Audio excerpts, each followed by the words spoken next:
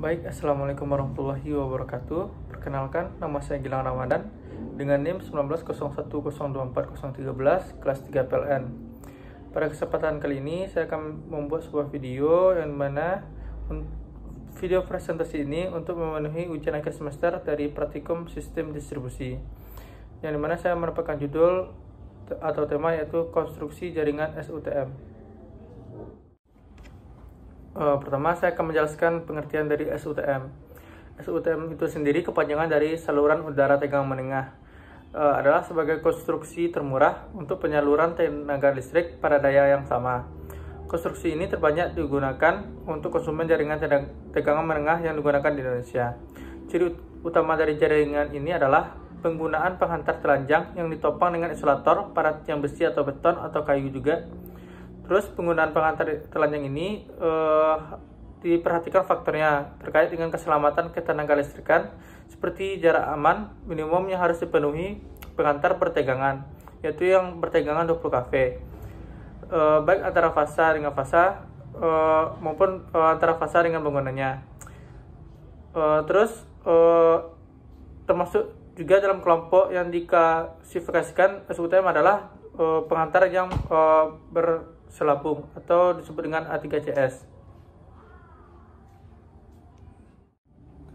Selanjutnya saya akan menjelaskan komponen dari SUTM. Beberapa komponen dari SUTM, yang pertama adalah penghantar, terdiri dari 3, yaitu penghantar telanjang atau BC atau berkonduktor, konduktor dengan bahan utama tembaga atau CU atau aluminium atau AL yang dipilin bulat padat sesuai dengan SPLN 42/10 tahun 1986 dan SPLN 74 tahun 1987.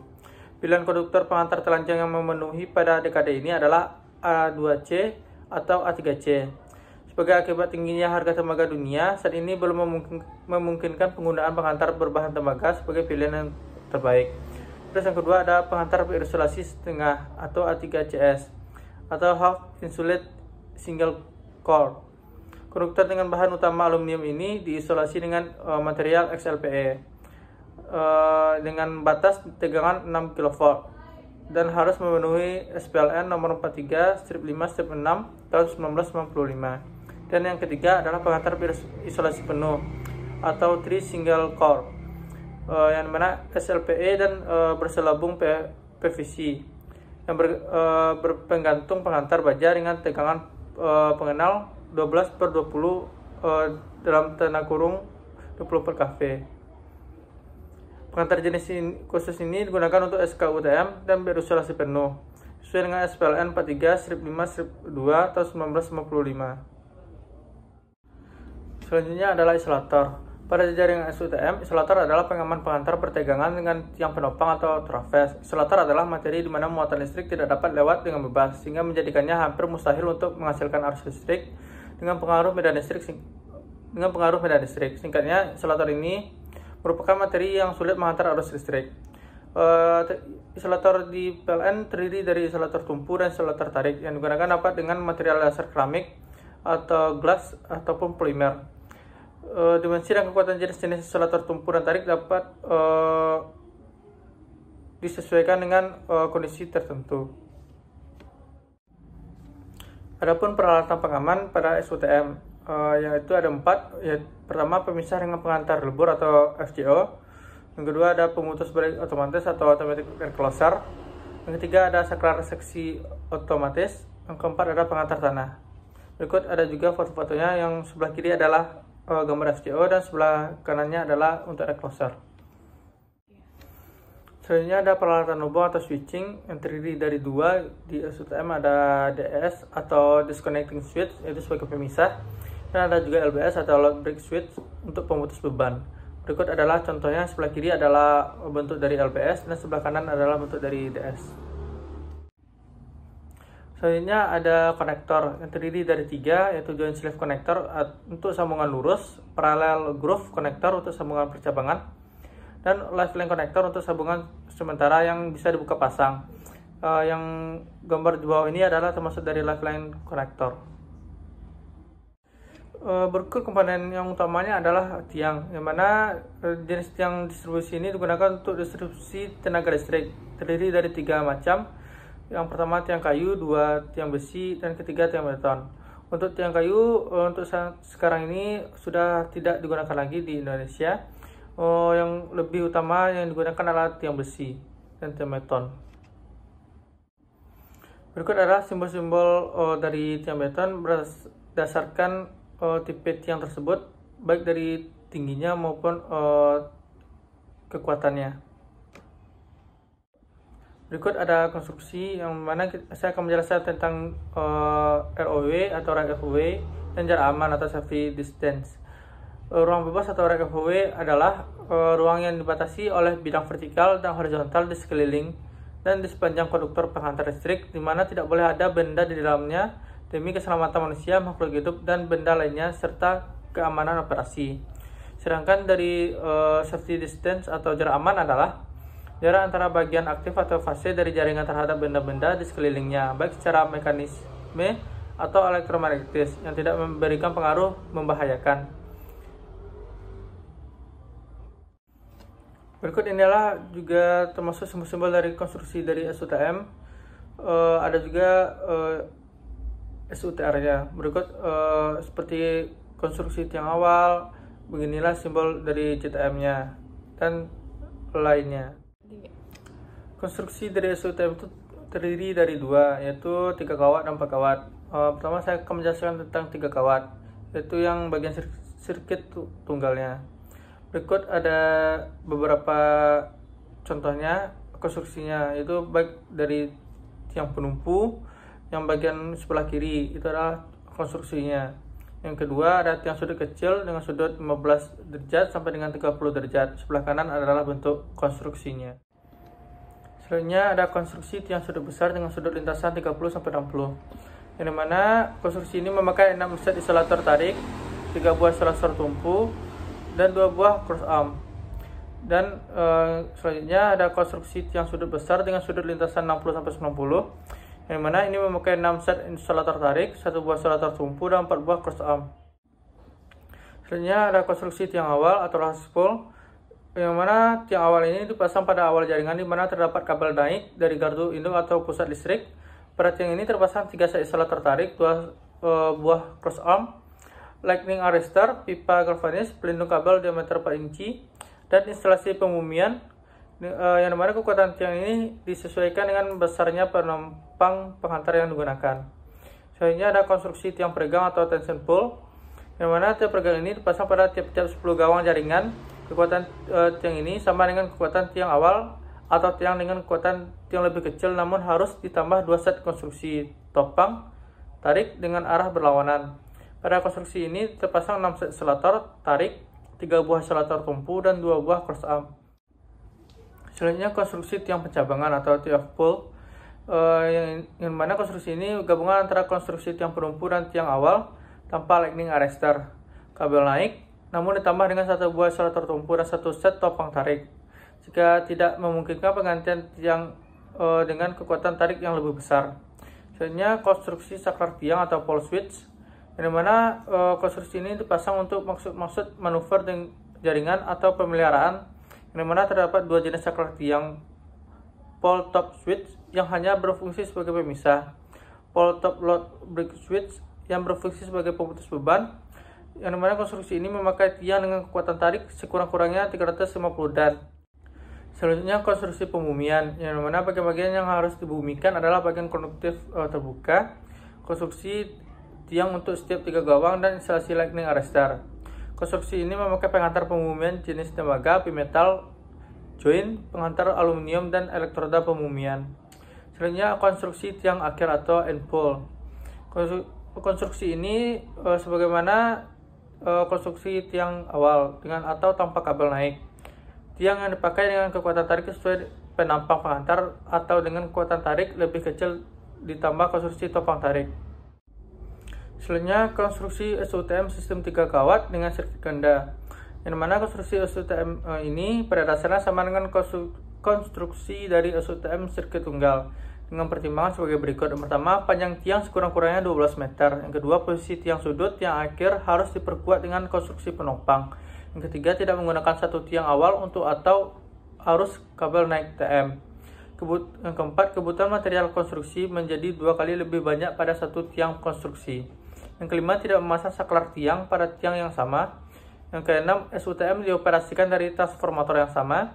Yang ketujuh, instalasi load LBS pada jaringan SUTM lurus. Selanjutnya ada konstruksi SUTM 4 kawat, sistem 4 kawat, yang mana konstruksi SUTM ini dengan ciri-ciri pemakaian pengantar netral pada sistem tegangan menengah yang dibumikan pada tiap-tiap tiang. Pengantar netral sisi tegangan menengah ini juga merupakan pengantar netral sisi tegangan rendah, sehingga dinamakan sistem distribusi dengan pengantar netral bersama atau multi-grounded common netral. Yang dimana SUTM 4 kawat ini juga terdiri dari sirkuit tunggal dan sirkuit ganda, dan di sistem 4 kawat ini pembagiannya juga sama dengan sistem 3 kawat. Selanjutnya saya akan menjelaskan macam-macam konstruksi di SUTM. Yang pertama adalah TM1, yang dimana pemasangannya adalah kondisi lurus, sudut maksimal 15 derajat dengan material yang ditampilkan di slide. Selanjutnya ada konstruksi dari TM2, bisa dilihat di slide, yang dimana komponennya juga terdiri dari cross arm, terus arm T, ground wire, dan lainnya. Selanjutnya TM3, yang mana pemasangannya adalah di kondisi tiang akhir dengan maksimal tarikan 3 gawang tanpa perluasan. Terus adanya supporter dengan guy wire atau horizontal guy wire atau strut pole. Dan berikut adalah materialnya. Selanjutnya adalah TM4, yang mana konstruksi TM4 ini digunakan pada konstruksi tiang TM akhir. Mempunyai double traverse dengan 3 buah isolator jenis suspension insulator dan memakai text core. Dan berikut ada penjelasan dari konstruksi dari TM4 dan ada juga penampakan dari konstruksinya. Selanjutnya ada TM4A, yang mana pemasangannya itu di kondisi tiang akhir dengan konstruksi dengan perluasan, jaringannya lebih dari 10 gawang, supporter dengan guy wire atau horizontal guy wire. Dan berikut adalah materialnya yang ditampilkan di slide. Selanjutnya ada TM4X, yang mana pemasangan itu adalah perluasan dari konstruksi tiang akhir dengan supporter dengan guy wire atau horizontal guy wire. Bisa dilihat juga tampilan dari konstruksi dari TM4X dengan materialnya. Selanjutnya konstruksi dari TM4XC, yang mana pemasangan itu adalah kondisi perluasan dengan perlu pengamanan, yang mana minimal setiap tarikan 10 gawang. Bisa dilihat dari bentukan dari konstruksi dari TM4XC dengan material di slide. Selanjutnya adalah konstruksi dari tiang TM5, di mana pemasangannya yaitu kondisi penegang dengan sudut 30-60 derajat, maksimal setiap 10 gawang untuk luar kota, dengan maksimal setiap 8-9 gawang untuk dalam kota. Supporter dengan guy wire atau horizontal guy wire. Dan ini adalah bentuk konstruksinya dengan material yang dijelaskan di slide. Selanjutnya ada konstruksi dari TM5C, yang dimana pemasangannya itu adalah kondisi penegang dengan sudut 30-60 derajat dengan maksimal setiap 10 gawang untuk luar kota, 8-9 gawang untuk dalam kota, dengan perlu pengaman yaitu FCO, dengan supporter dengan guy wire. Berikut adalah bentuk dari konstruksi dari TM5C dengan materialnya. Selanjutnya adalah TM6 dengan pemasangan kondisi penegang dengan sudut 30-60 derajat dengan maksimal setiap 9 gawang dan 7 gawang, dengan supporter dengan guy wire, dengan diutamakan konduktor maksimal 55 mm. Berikut adalah tampilan dari konstruksinya dengan materialnya. Selanjutnya adalah TM7, yang dimana pemasangan itu adalah kondisi pertigaan dengan branch line maksimalnya 4 gawang tanpa perluasan, dengan supporter dengan guy wire atau horizontal guy wire. Dan berikut adalah bentuk konstruksinya dengan material yang dibutuhkan pada konstruksi tersebut. Selanjutnya adalah konstruksi tiang dari TM8A dengan pemasangan di kondisi pertigaan dengan branch line dengan perluasan, dengan supporternya adalah dengan guy wire dan horizontal guy wire. Dan di sini bisa dilihat juga terdapat 4 isolator tumpu dan ada isolator tarik juga. Adalah TM8X, yang mana pemasangannya juga kondisi di pertigaan dengan branch line dengan perluasan, supporter dengan guy wire atau horizontal guy wire. Juga bisa dilihat ada terdapat 4 isolator tumpu dan ada isolator tarik juga. Dan berikut adalah material yang dijelaskan di slide-nya. Selanjutnya ada konstruksi tiang TM8C, di mana pemasangannya adalah di kondisi pertigaan juga, terus selain dengan perluasan dan perlu pengaman yaitu FCO, terus terdapat supporter dengan guy wire atau horizontal guy wire, di mana bisa dilihat di slide konstruksinya ada bantuan tambahan dari FCO di konstruksinya. Selanjutnya ada TM8XC, yang dimana pemasangan itu adalah di kondisi pertigaan juga, dengan lain dengan perluasan dan perlu pengaman yaitu FCO, dengan supporter dengan guy wire atau horizontal guy wire. Berikut bisa dilihat bentuk konstruksi dan material yang dijelaskan di slide. Selanjutnya ada TM9, yang dimana pemasangan itu adalah di kondisi perempatan dengan konstruksi tidak ada perluasan, dengan tarikan maksimal 4 gawang, dengan konduktor maksimal 55 mm, dengan supporternya yaitu guy wire atau horizontal guy wire. Bisa dilihat terdapat dua isolator tumpu dan ada isolator tariknya juga, dan bisa dilihat banyak material dan bentuk konstruksinya di slide. Ini ada TM10, bisa dilihat juga bentuk konstruksinya di slide dengan materialnya yang dimana pemasangannya itu adalah di kondisi perempatan juga.